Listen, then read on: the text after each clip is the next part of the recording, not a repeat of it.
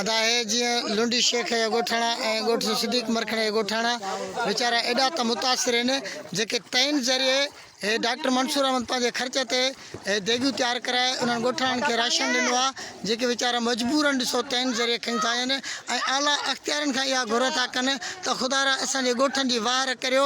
Doctor Mansoor खे जस आहे जेको पंहिंजो ज़िले जो मेंबर आहे अञा उहिदो बि न संभालियो आहे उन पंहिंजे ख़र्चे ते हिन पंहिंजी यूसी सॼीअ जे अवाम जी राति ॾींहुं महिनत करे ऐं कोशिशि पर अवाम जी जाखोड़ में लॻो पियो आहे। बाक़ी हिन महिल ताईं ॿियो को बि अहिड़ो चूंडियल नुमाइंदो ज़ाहिर न थियो आहे न को इरिगेशन डिपार्टमेंट जो को नुमाइंदो ज़ाहिर थियो आहे। हे गोठाणा आहिनि हे गोठाणा ॾिसो केॾो हिननि सां वीचारनि सां ज़ुल्म आहे।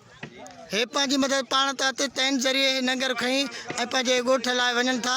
तमामु घणो नाज़ुक हाल सूरत हाल आहे ऐं तमामु घणी ख़राबु सूरत हाल आहे। इरिगेशन डिपार्टमेंट वारा अञा अगूर निंड सुतल आहिनि ऐं ॿिया आला अमलदार जेके आहिनि उहे बि ख़बर न आहे त हींअर ताईं किथे आहिनि उहे ज़ाहिर न आहिनि जी।